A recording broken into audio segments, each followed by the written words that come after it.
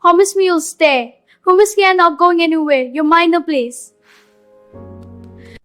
I cannot make you any promises. Why? Hajun was laughing. That was the thing nobody who knew him would believe if they heard it. Hajun, the man whose name made bankers straighten their spines and rivals sleep with one eye open, was standing in a hospital elevator with a rolled birthday banner under his arm, laughing at his 14-year-old son. Yi-jun had just attempted to tie a balloon to his father's jacket without him noticing. He had failed spectacularly. You are not as quiet as you think you are, Hajun said, not even turning around. Yi-jun froze, balloon in hand, grinning the grin of a boy who had absolutely no regret. I almost had it. You almost had nothing.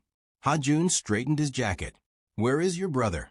Yi-jun was standing 3 steps behind both of them, watching the elevator floor numbers like they contained information the world had not yet figured out.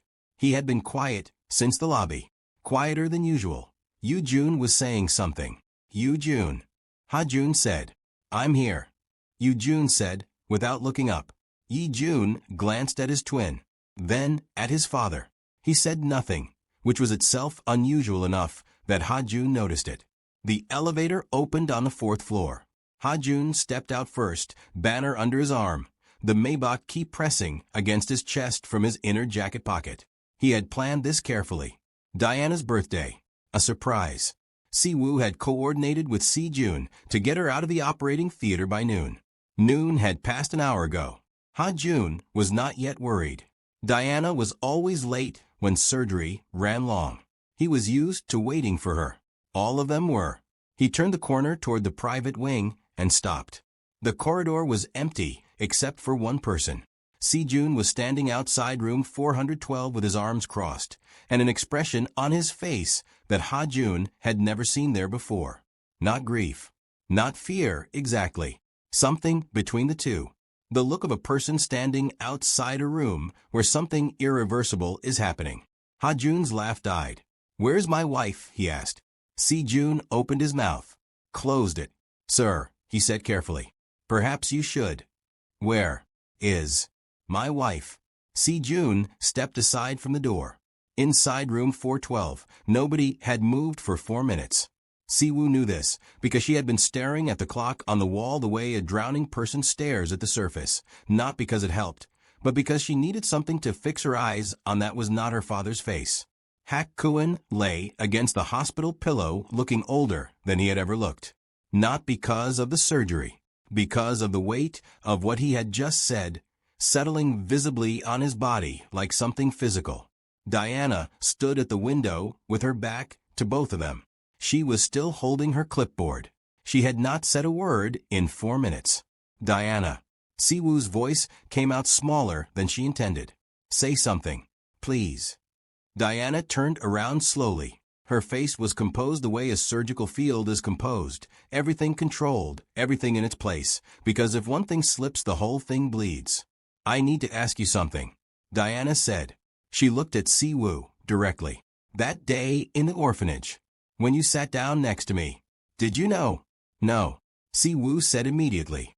Dianna, I swear on those boys downstairs I did not know. I just saw a child crying and I sat down.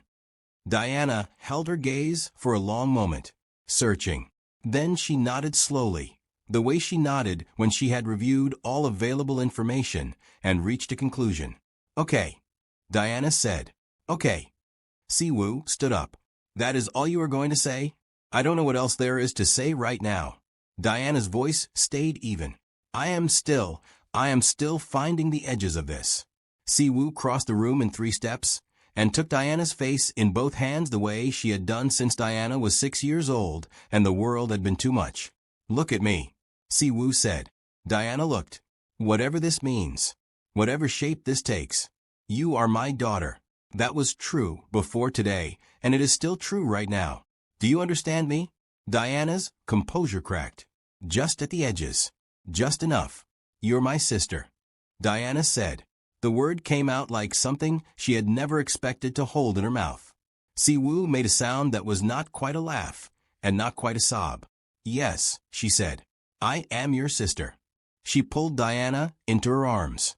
And I have been mothering my own sister for 19 years, which is exactly the kind of thing that only happens to our family. Dianna laughed. A real one. Short and broken and real. From the bed, Hajun watched his two daughters hold each other and pressed his lips together very hard. I am sorry, he said quietly. I know that is not enough. Neither woman responded immediately. Then Dianna lifted her head from Siwoo's shoulder. She looked at Hajun. This man she had just pulled back from death. This stranger who had just handed her an origin she had spent 25 years without. You didn't know, she said. It cost her something to say. But she said it anyway. I'm not ready to talk about the rest of it yet. But you didn't know. Hajun exhaled. Thank you, he said roughly. Don't thank me. Dianna said. I'm your doctor first. Everything else, we figured out slowly. The door opened. Hajun stood in the doorway. He took a room in under 3 seconds the way men like him always do. Hajun in the bed looking wrecked. Siwoo with wet eyes and Diana's hand gripped in both of hers. Dianna standing very still with a clipboard and an expression he had never seen on her face in 19 years. Behind him, Hajun was already visible in the corridor, craning his neck to see past his father's shoulder, balloon still in hand. Appa, Siwoo said. The word came out unsteady. Hajun stepped fully into the room and closed the door behind him, leaving the boys in the corridor. He crossed to Siwoo, looked at her face, then at Diana's. His jaw was tight. Tell me, he said. Siwoo opened her mouth. Dianna spoke first. Hajun is my biological father, she said. Clean. Direct. Like a diagnosis. Siwoo is my half-sister. We did not know until 20 minutes ago.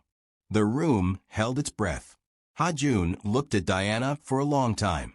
Then he turned to Hajun. Something moved through Hajun's eyes that nobody in that room could fully read. Not anger, not shock exactly. Something older than both.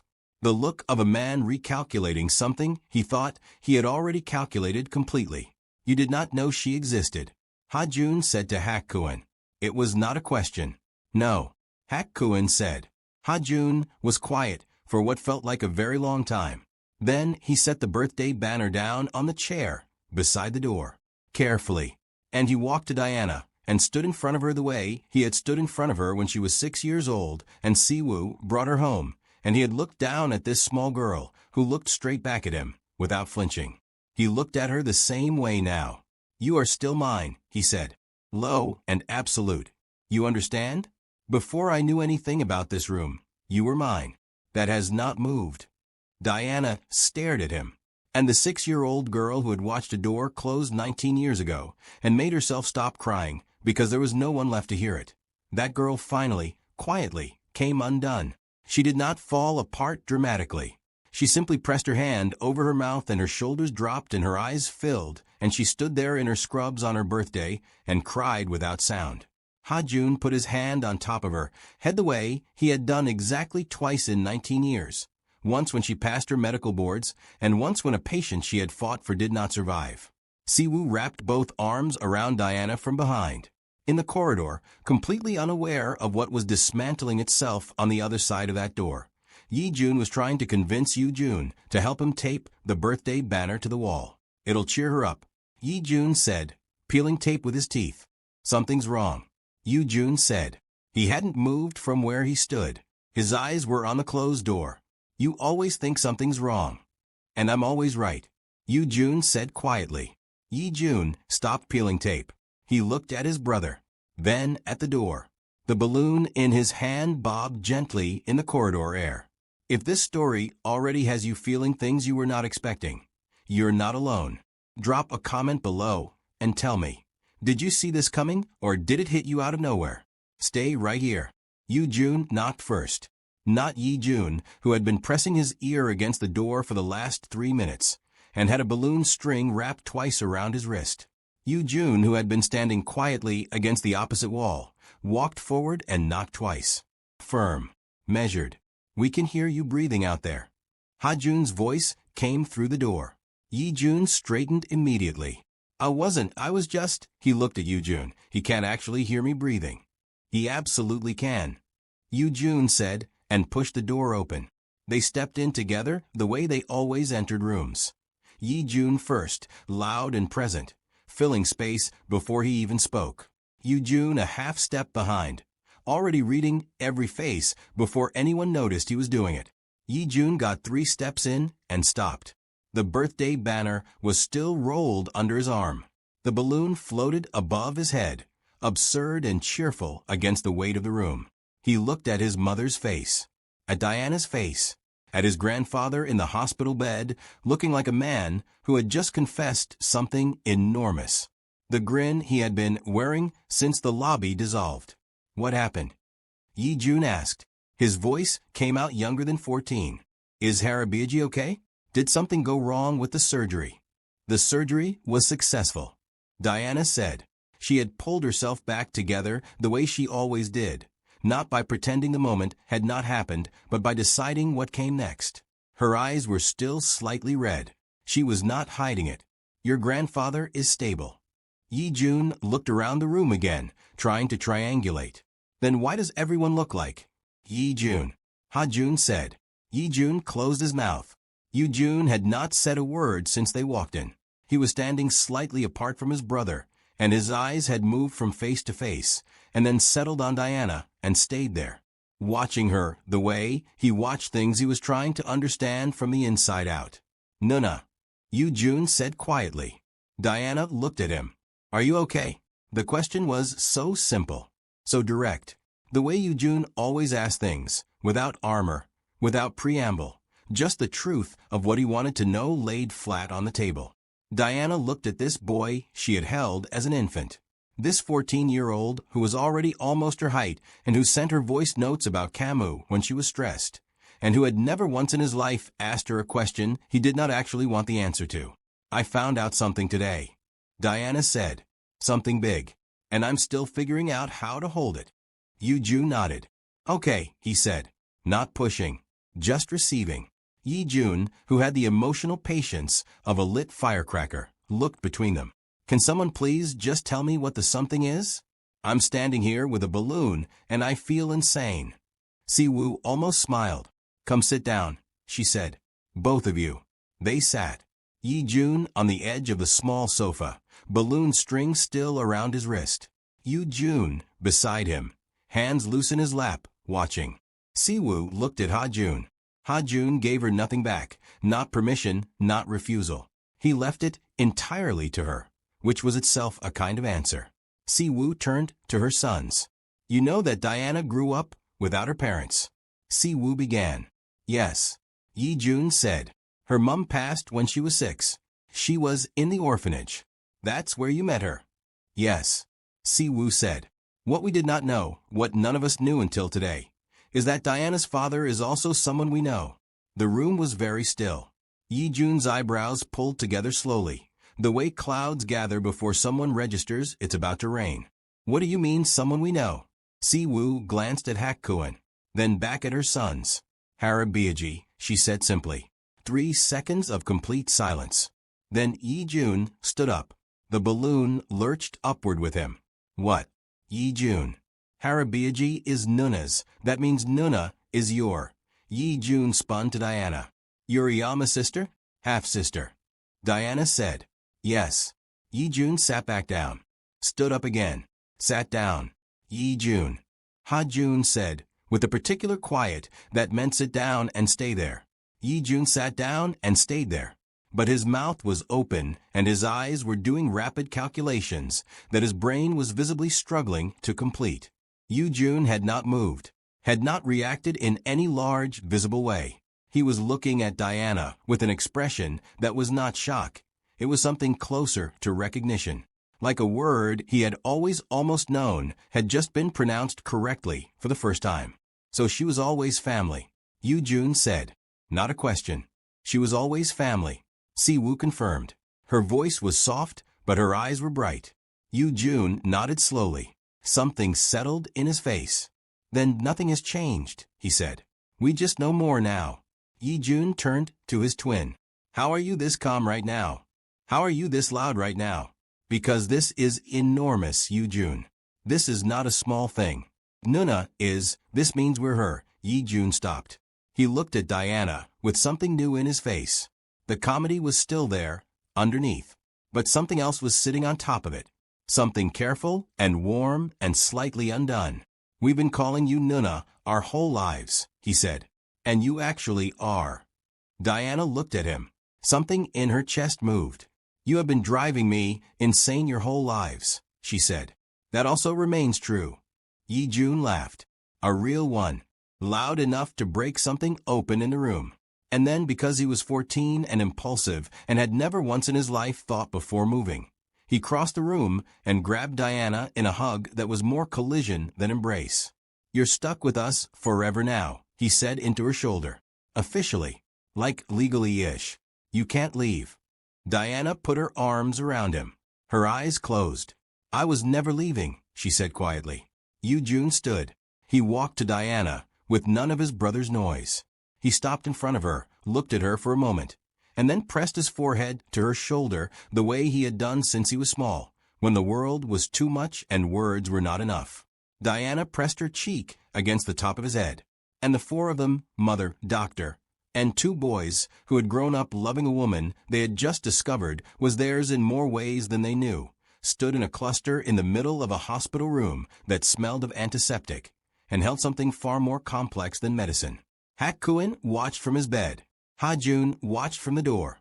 Two men who had both loved difficult women and built lives out of things others could not see, standing on opposite sides of a room that had just quietly reorganized itself. Hajun spoke first. "You should have found her," Hajun said. Low, not accusatory, just true. Hajun met his eyes. "I know. She spent 6 years finding her way," Hajun said. "And every year after that fighting twice as hard as anyone else in every room she walked into, because she was alone." "I know." Hajun's voice was rough with it.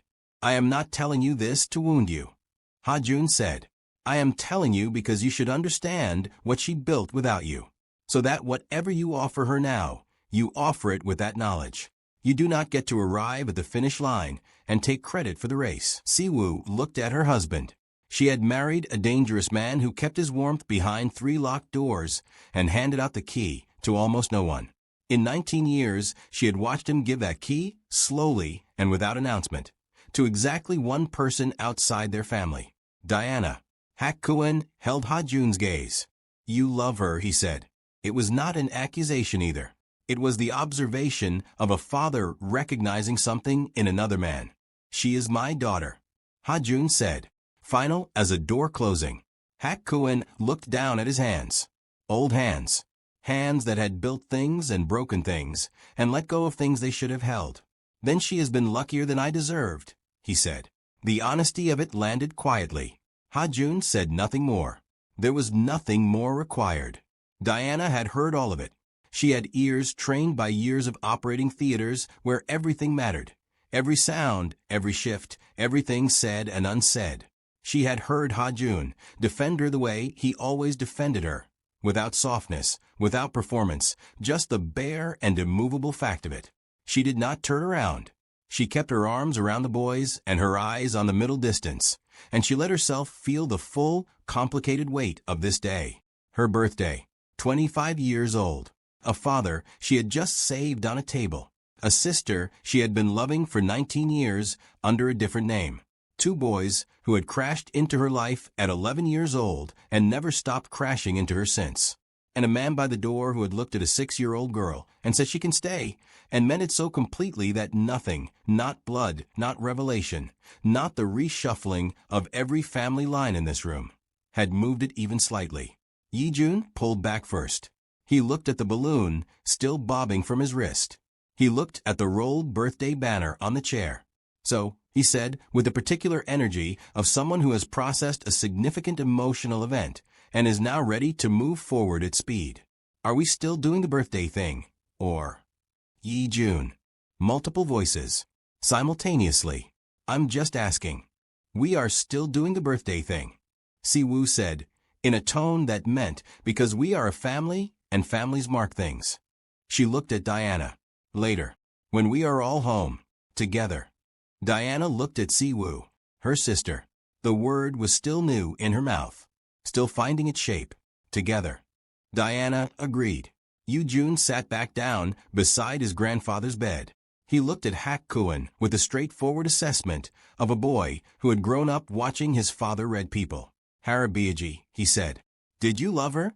Diana's mother. The room held its breath. Hajun looked at his youngest grandson. At this boy who asked the question every adult in the room had been circling for an hour. It was one night.